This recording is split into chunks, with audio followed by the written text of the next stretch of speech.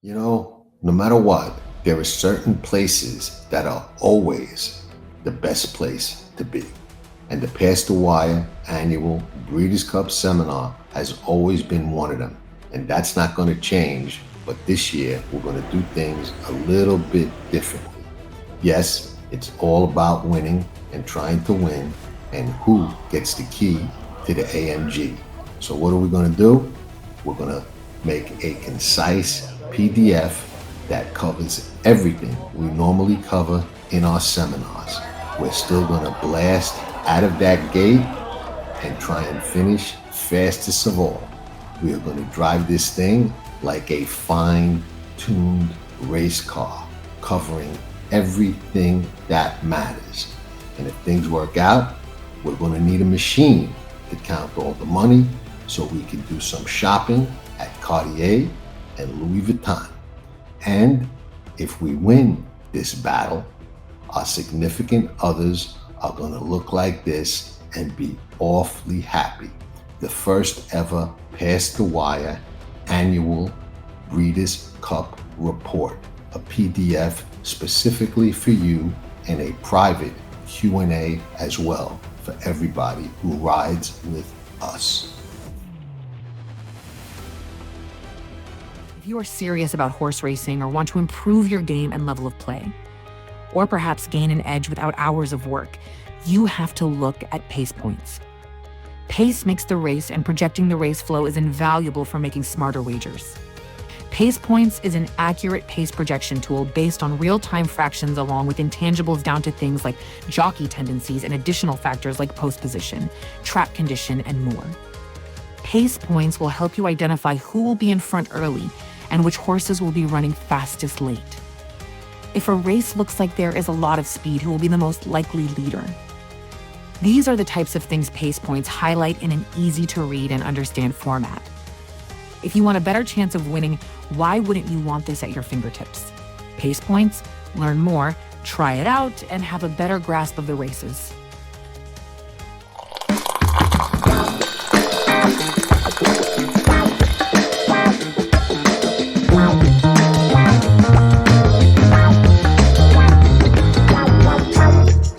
Sure, bad coffee. Hey, all right, everyone. Here we are back. We're going to be hitting the stakes races at Keeneland, opening day at Keeneland. And we're also going to be hitting the stakes races on Saturday at Keeneland. And we're going to throw in a couple of races there at the stakes races up at Aqueduct. Great race cards all the way around this whole weekend. Even Sunday's got a great race card. And what do you think about that, Eddie?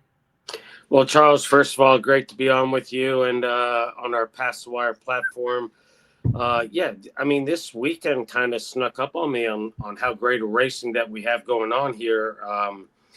You know, we've got a couple of nice races that are potential Kentucky Derby prep races. We've got some nice older horses racing. We got some nice turf horse racing. Keeneland opening weekend. Man, this weekend totally snuck up on me. I'm totally excited for it. Actually, I kind of agree with you too. I mean, I knew Keeneland was coming, which I'm always excited for. But dang, I mean, it was just kind of like, wow, all these races. I mean, it was really nice to see. Let's do a little super quick recap of the four of us and when we did our roundtable last week. I'll start off. You know, I had a couple of winners out of the four races. I believe it was four, right? I think we did. One of them was locked. That was an interesting race. All I can say is Philly's Fog should have won that race, should have went wire to wire. I singled out Lock because, I mean, you had to single one horse. You couldn't bet them all. I mean, because there was only three, right, in the race. So it was one of those, you just got to go for it or not. And I went for it with Locked. And I was watching that race, and I'm like, when is Philly's Fog going to straighten up and kind of go straight and pull away? When is it going to happen? Yeah, you know, Phileas Fogg ran I don't know, strange race. Yeah. It ran 4 or 5 wide. It looked like it never really got into the bit. It was kind of climbing. and unfortunately, what David Grenning said, there was a lot of scratches there. The race set up for Phileas Fogg just to go gate to wire, but Locke was there, ready and primed, and good for you picking him, and I think Gio picked him as well, so good for Gio as well. But I don't know what to say about that horse, Phileas Fogg's race. It's very strange. Yeah, I don't know what to say there. And you had a winner too, right, that day? Yeah, and, in the Goodwood, it was my long shot play of the day, the weekend. Nevada Beach was 15-1 morning line, 12-1 going into the gate. First Flash ended up finishing off at 8-1, but man, that horse showed its class. Baffert had 3 entered. I think the one horse, I forget the name of it, scratched. Yep. But this horse ran exactly the way I thought it was going to run. I mean, there's a little bit of a step up in class for him, but he took the step up and won impressively. And looks like, it was a win and you're in for the Breeders' Cup Classic. Yeah. I think if it runs in the Breeders' Cup Classic, that race is looking to be one of the strongest fields that we've seen since maybe Ghost Sapper back in 2000, was it 4 or 2008, whatever it was. Around there, yeah. But this looks to be a huge, very impressive field. But, Nevada Beach impressed and regally bred. And yeah, I was on the other Baffert horse. You look at one point, it looked the one I was on, it was like, oh, he's in a good spot. He's going to do something. But he just was flat coming down the stretch. He was just flat. And Nevada, your horse, just kept on rolling, kept on improving with every step. That's what I thought. Yeah, I mean, finished well, galloped out well. I'm looking forward to, I don't know that I can bet it to win in the Breeders' Cup. Well, that's a wait to be seen type situation because of the field that's there. But good for Nevada Beach, good for the connections, and we picked a nice one there. Yeah, we did. All right, then. So let's hit Keeneland opening day on Friday, everyone. So hopefully you guys get this out there. We're going to get this out there hopefully here Thursday night, and you guys could see this video for Friday. We're going to start off with that. Is it this? Let me see. I think it's the race 7, the Phoenix. Phoenix, yeah. And we'll start off with the Phoenix. I'll start off with this one. There's a couple of nice horses in here. I have to admit that. But I have to lean probably with a world record. I think this is like a setup race for this horse. I think this horse is going to go try to just sit there off the pace and jump at him. And that's why I think that horse is going to take it. I think it's just setting up for the Breeders' Cup. It's interesting. World records entered in 2 different races. I would think it's going to run in this race. And I'm with you on this. World record at Keeneland has run twice. Won once, came third. The other time, he dueled with Durante 2 back. But he's been off 9 weeks. He's working really good. I think he sits and pounces. And if you're looking for a little bit of a price horse here, I like the 6, Hear Me Song. This horse can sit in the back and just pick everybody off and maybe grab a share of the pie for second place. So, but that might be a nice little exacta there. Yeah. Yeah, and plus one more thing on that horse world record. They did ship that horse out for the Bing Crosby, I believe it was, and I really think that was more or less just to see if he could handle traveling and did he like that track type of thing. They were thinking, I think, that far ahead for Breeders' Cup. That's why they brought him back now, rest him and work him out and working. And this is basically like a paid workout. Somewhat of a sense. That's a really good point you just made there, because I had heard that but didn't mention it, but that's a really good point. Okay, So you want to do the next race, the 8th race? The Jessamine, is it Jessamine? Is that how you pronounce it? Jessamine? The great Yeah. grade 2 going a mile and the 16th. The horse who I think is going to be the favorite and the horse to beat is the 2-horse Mackinac. You got George Arnold with Saez on board. This horse likes to sit mid pack, may get the first jump, and I do believe it's the horse to beat. He's out of Candy Ride, out of a Violence mare.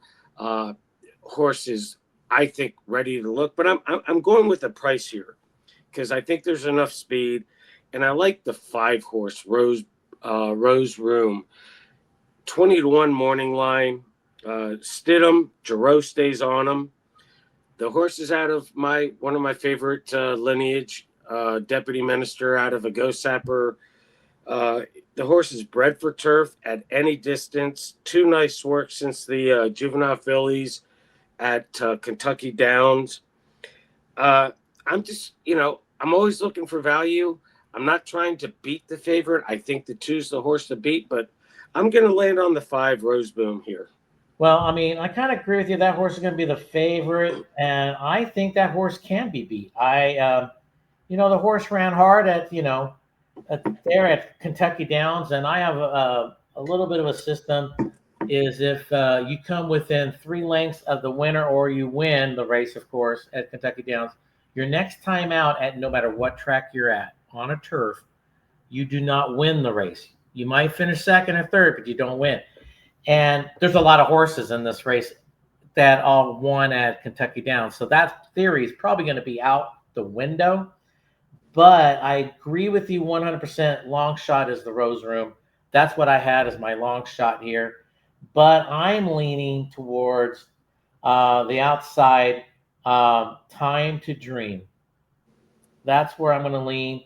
You got Irad aboard for Pletcher. The horse has done nothing wrong yet, of course. Has gone 2 for 2 on the turf, of course. And not this time, as you well know. He's hotter than ever as a sire. And, of course, being out of Giants Causeway, it says turf, too. I just think this is a wide open race. It's hard to just put your stake on one, but that's where I'm going to lean.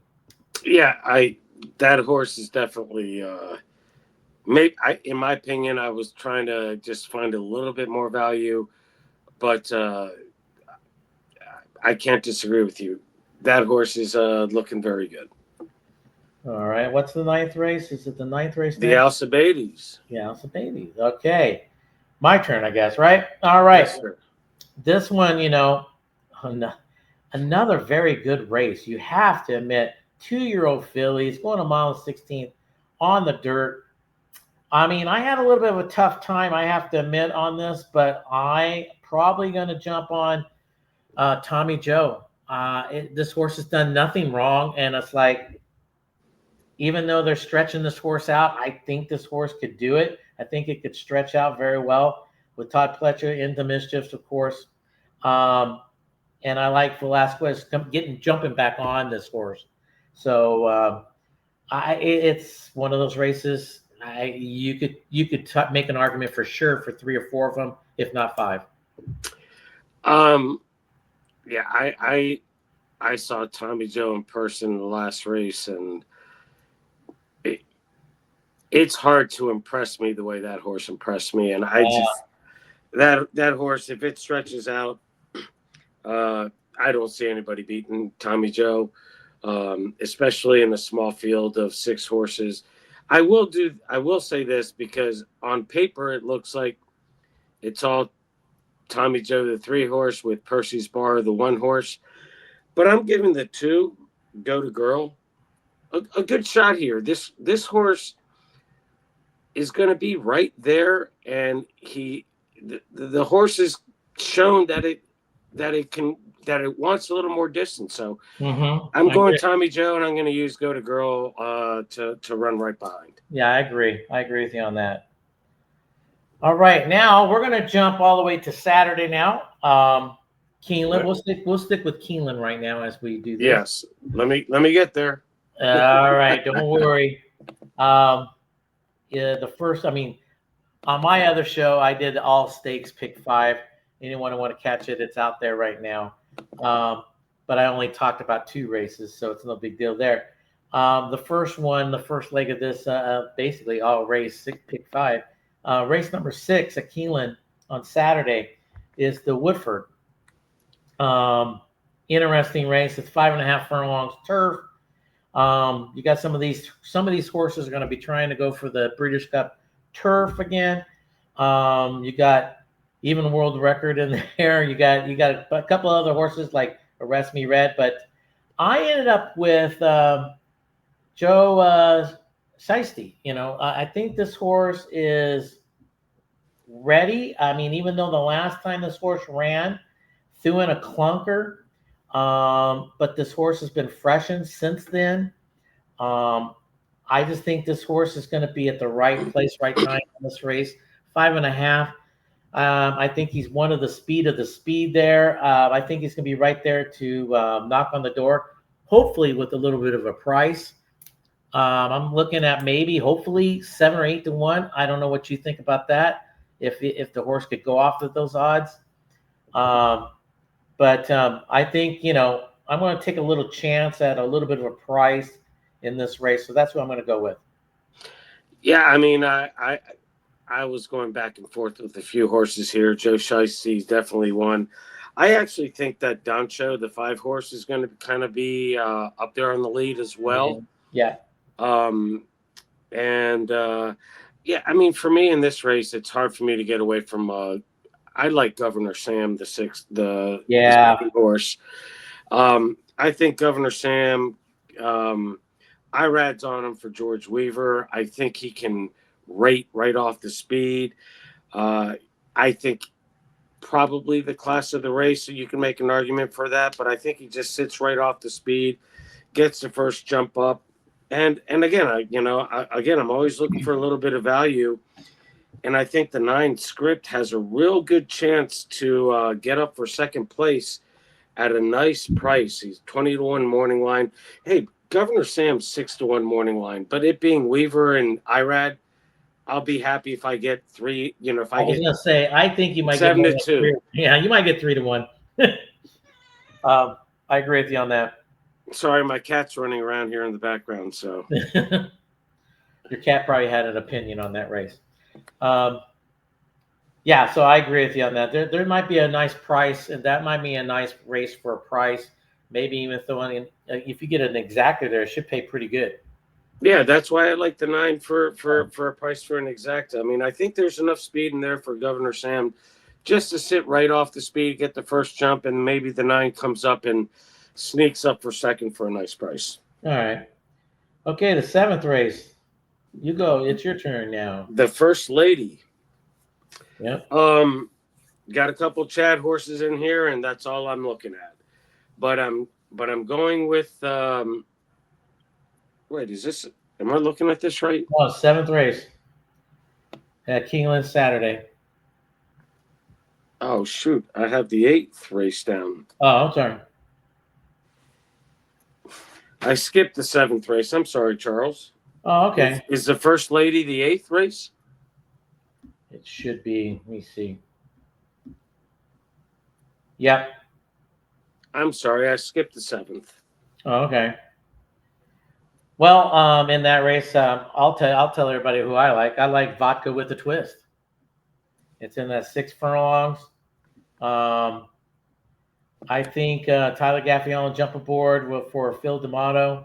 Vodka with a Twist has been out here for like 3 races in a row on the East Coast. So I think this horse is ready to do some damage there. Maybe they'll put her in some other fillies, some Breeders' Cups, filly sprint, type of thing. If they do well in this race, you got a couple other nice horses in here, but that's what I'm going with. Actually, I like that horse a little bit myself. I haven't finished handicapping that race, but you got to try to beat Valva if that's what you're doing here. And well, I got Valva second, so there you have it. And you got Zaitos that's got a shot there too as well. So yeah. All right, now you could go to your First Lady. All right, so the First Lady. I mean, in my opinion, you got Chad with dynamic pricing. Chad with Dylan Davis on that horse. That horse is 2 for 3 at the distance. It sits back, can close into what looks into a pretty fast pace, likes the distance. I'm kind of going to go on the other Chad on the 9 horse, Segesta. He's going to sit off the lead, maybe get the first jump. The horse is regally bred. Some nice work since Kentucky Downs. He's 1 for 1 at Keeneland. And it's the other Chad has Pratt on board. So, and Juddmonte. So the connections are really good.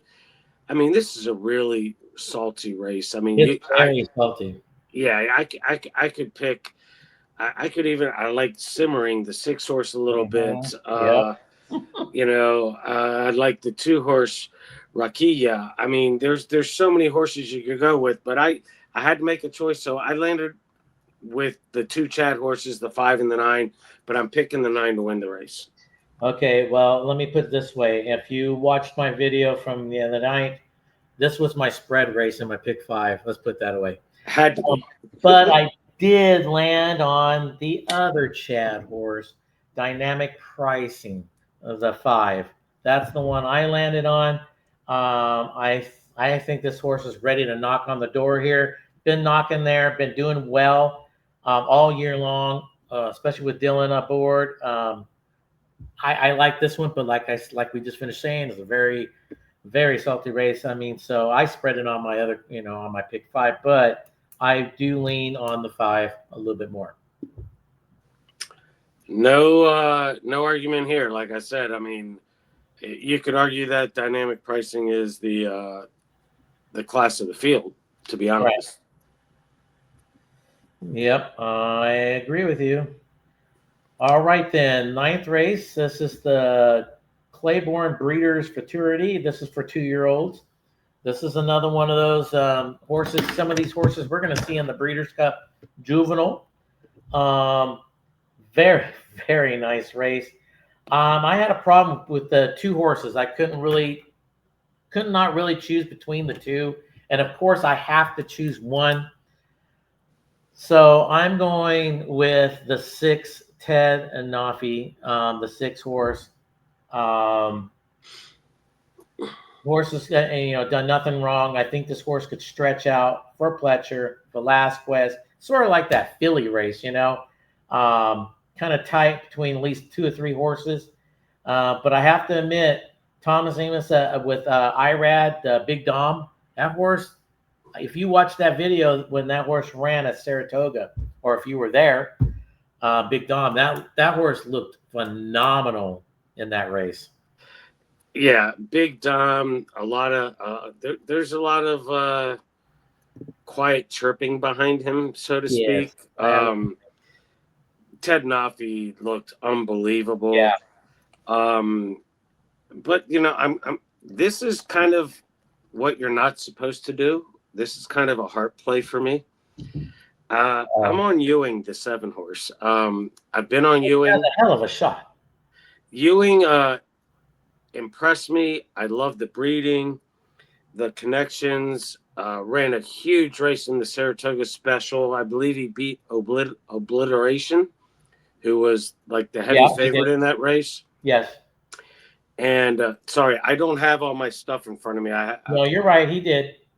But yeah, I just I think there's something about Ewing. I mean, obviously, I know the New Yorkers love the name Patrick Ewing, and what have you. Yeah, but out of Go Knicks. Come on.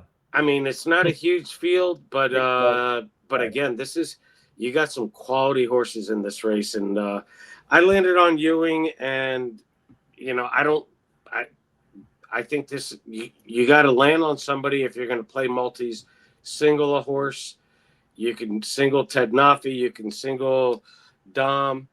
I'm singling Ewing in any multi-race bet wagers. Wow, that's a statement. You're singling in this race with those 3 horses, which I think are the top 3. And there's probably even a 4th horse in here that we could even talk about. Spice Runner a little bit. Yeah.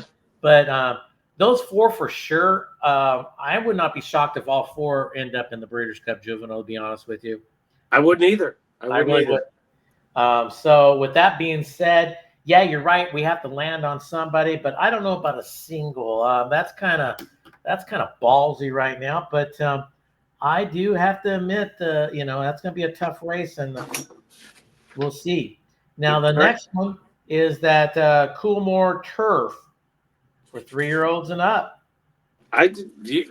What? We're still at Keeneland? I thought we were just doing 3 horses. I thought we were going over to the Champagne or something. Oh, you want to do? Oh, you don't want to do that one? I did not. I don't have my notes on that one, so All no. right. Okay. All right. Well, let's go to the Champagne then. Let's see what we got here. Where's my Champagne? Well, we have the Champagne, and I'm trying to find my other notes. Okay, we're gonna do the Champagne. John's gonna kill me for this, but Why is he gonna kill you? because he always does. Go ahead. All right, we're just doing the Champagne. So, which is at Aqueduct, the Belmont at the Big A, right? I'm gonna let you go first here. Okay, the Champagne. Woo, another one of those. At least 3 to 4 horses in here could end up in the Breeders' Cup Juvenile. Another one of them. What race number is that again? That is race number 7. Right, that's what I thought. Okay. I have to go with the one that super impressed me at Saratoga. It's Our Time. I mean, that horse did absolutely nothing wrong in that race. If you watch everything, he did everything what the jockey told him to do. The horse was perfect. Every step, changed leads, you name it, he did it perfect. He looked like an old veteran out there, to be honest with you. It's Our Time looked like a seasoned 3-year-old in that race. Yes. It was incredibly impressive. I was there.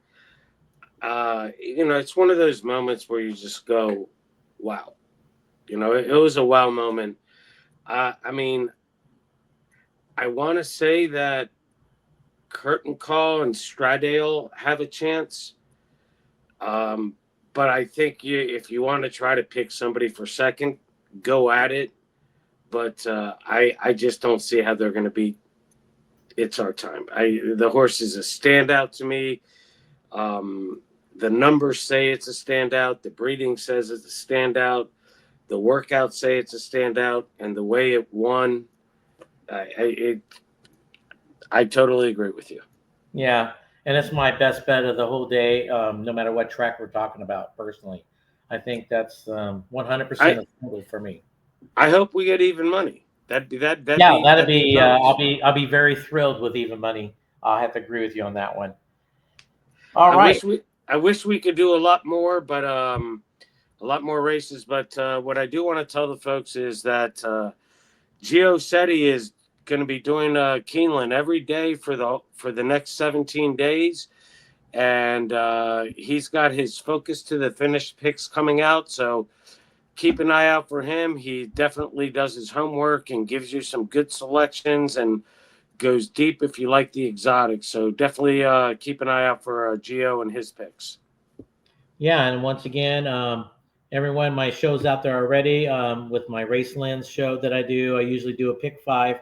I cover 2 races of the pick 5, and it's out there. So hit me up, and if you have any questions for me anytime, even if it's about this show, about anything, owning horses, claiming, about what trainers do, not do, any of that, shoot me an email, and I will answer those questions. I'll get back to you pretty quick. I mean, within a couple of hours of you sending an email, I usually get them, and I take care of that for you. That's all I got for you. Charles, appreciate it. Maybe we'll make this a little weekly thing for the next few weeks during Keeneland leading up to the Breeders' Cup and give the folks some nice winners. Yeah, we got to put some money in our pockets, right, for that Breeders' Cup weekend, because that's one big weekend, and that's where I love betting the horses because there's prices everywhere. Always. All right, then. All right, everyone, let's go out there and get that money. Until then, see ya. Are they talking about us? Shh. Wait.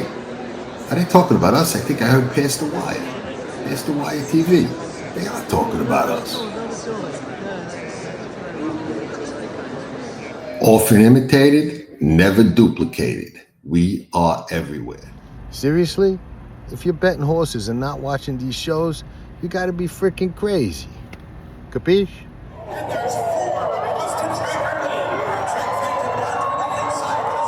You're watching Past the Wire TV.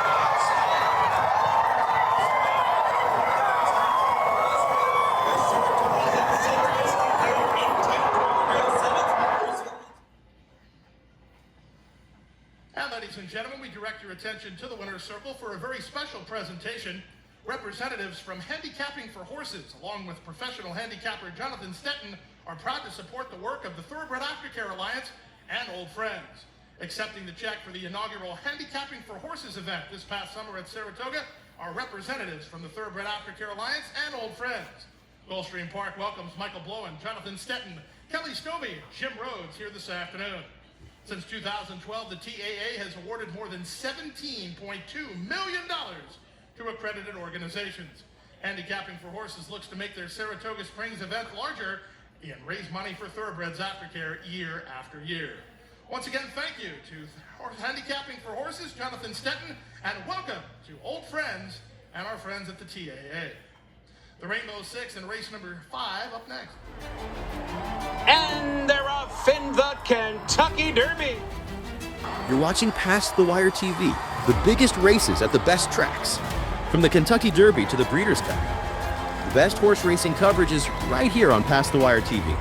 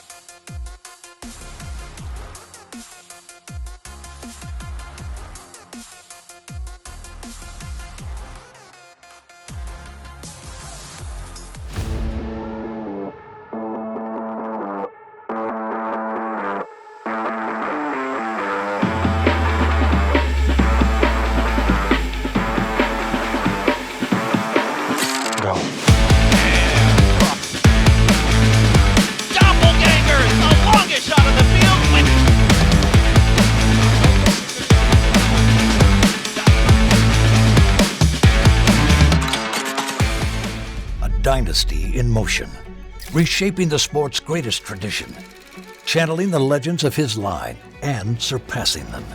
4 of the last 6 Derby winners carry his genes. A Golden Son, a Horse of the Year. Another chapter written beneath those iconic spires. Derby dreams fulfilled for the titans of our industry. From authentic to sovereignty, a legacy both real and supreme. Into mischief. Everybody, Dan Oman here with some exciting news. DRF Formulator, the gold standard in past performance information, is now free, exclusively on DRF Bets. Join DRF Bets with the promo code WINNING, get a $250 first deposit match bonus, a $10 free bet, and free Formulator already uploaded to your account. Access Formulator's premium features, including sortable trainer stats, race replays, personalized trip notes, and lots more. Free Formulator, exclusively on DRF Bets. Here comes journalism, here comes sovereignty, and they square off, head into the final front. Sovereignty wins the Derby! You're watching Past the Wire TV. Hit that like button and subscribe to Past the Wire TV. Nobody does it better. It's not a matter of getting down. How low can you go?